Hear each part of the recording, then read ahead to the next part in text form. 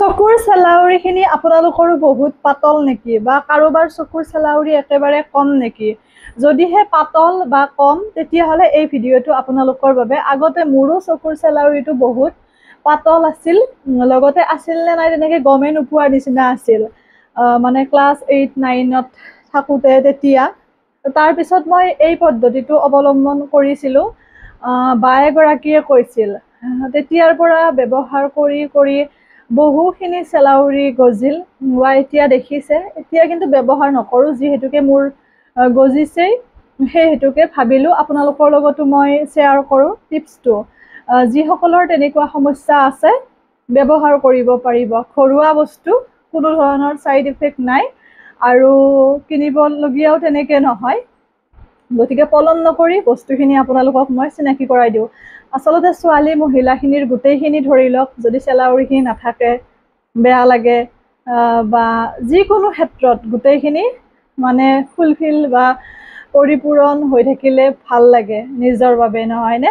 গতিকে তাৰ বাবে আপোনালোকক লাগিব খাটি সৰিয়হৰ তেল। খাটি সৰিয়হৰ তেল হ'লে বেছি ভাল ৰিজাল্ট পাব।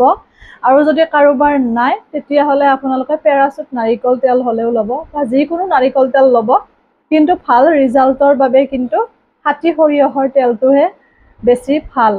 আৰু তাৰপিছত পিঁয়াজৰ যিটো বাকলি, মানে ৰঙা বাকলি অংশ যিটো পিঁয়াজৰ, সেই বাকলিটো ধুনীয়াকৈ আপোনালোকে এখন কেৰাহী ল'ব।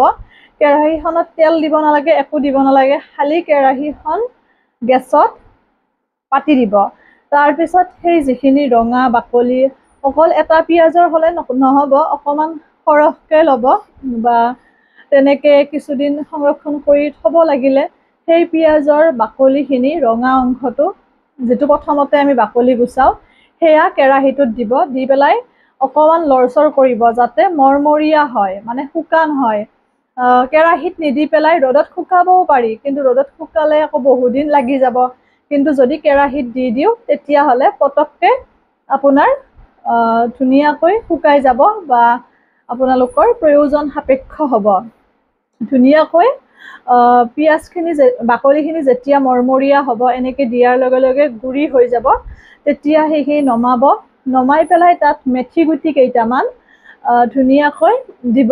সেই কেৰাহীখনতে মেথি গুটি কেইটামান দি অকণমান ভাজিব, মানে লৰচৰ কৰিব, তাতো তেল দিব নালাগে।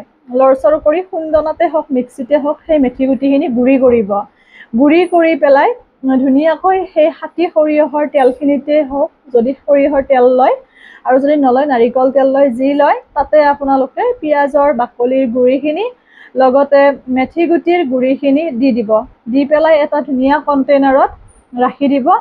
চেকনিৰ সহায়ত চেকিবও পাৰে, যিহেতুকে মেথি গুটি অকণমান দানা দানা থাকিব, আৰু নেচেকিলেও কোনো কথা নাই। ৰেডি কৰি থৈ পেলাই সেই তেলটো আপোনালোকে ৰাতি শোৱাৰ আগত কণ্টিনিউ এনেকৈ আপোনাৰ চেলাউৰিত লগাব। লগোৱাৰ টাইমত অকণমান প্ৰথম কেইদিন মাছাজ কৰাৰ নিচিনাকৈ লগাব।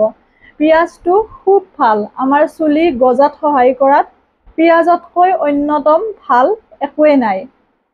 যিমান যি ব্যৱহাৰ নকৰক, পিঁয়াজৰ মান উৎকৃষ্ট বস্তু নাই। কাৰণ মোৰ চুলি বহুত সৰিছিল মাজতে, পিঁয়াজ লগাই লগাই চুলিখিনি ভাল কৰাৰ নিচিনা হৈছে, সেইটো কথা। গতিকে পিঁয়াজে আপোনাৰ চেলাউৰিখিনি গজাত সহায় কৰিব। মেথি গুটিটো খুব ভাল। এনেকৈ আপোনালোকে কণ্টিনিউ ব্যৱহাৰ কৰকচোন। এমাহমান ব্যৱহাৰ কৰিলে আপোনালোকে ৰিজাল্ট দেখিবলৈ পাব। আৰু কিছুমান সৰু ল'ৰা ছোৱালীৰো মানে চেলাউৰিটো খুব কম থাকে, তাতো মাকসকলে ব্যৱহাৰ কৰিব পাৰে। ইয়াৰ পৰা কোনো ক্ষতি নাই, যিহেতুকে খাটি সৰিয়হৰ তেলটোতো খুবেই ভাল জানেই, আৰু পিঁয়াজটো কিমান উপকৃত বা উপকাৰী সেইটো গম পাইছে। মেথি গুটিটোও ভাল, গতিকে ইয়াত বেয়া বস্তু একোৱেই নাই। ধুনীয়াকৈ আপোনালোকে মাথো লগাব আৰু আপোনালোকে ভাল ৰিজাল্ট পাব চেলাউৰিৰ ক্ষেত্ৰত।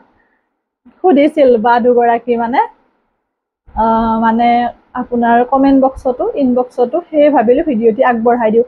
আচলতে যিকোনো বস্তু এটা সুধিলে মই ক'ব নোৱাৰোঁ যিটো বস্তুৰ ওপৰত মোৰ জ্ঞান নাই বা মই নিজে ব্যৱহাৰ কৰা নাই। গতিকে তেনেকুৱা বিষয়বোৰ মই ভিডিঅ' নবনাওঁ। যিটো বস্তুৰ ওপৰত মোৰ জ্ঞান আছে বা মই নিজে ব্যৱহাৰ কৰিছোঁ, সেই বস্তুটোহে আপোনালোকৰ লগত মই শ্বেয়াৰ কৰোঁ। এৰিছোঁ। সকলো ভালে থাকিব, সুস্থ থাকিব, হাঁহি থাকিব। পুনৰ নতুন ভিডিঅ'টিৰে আপোনালোকক লগ পাম।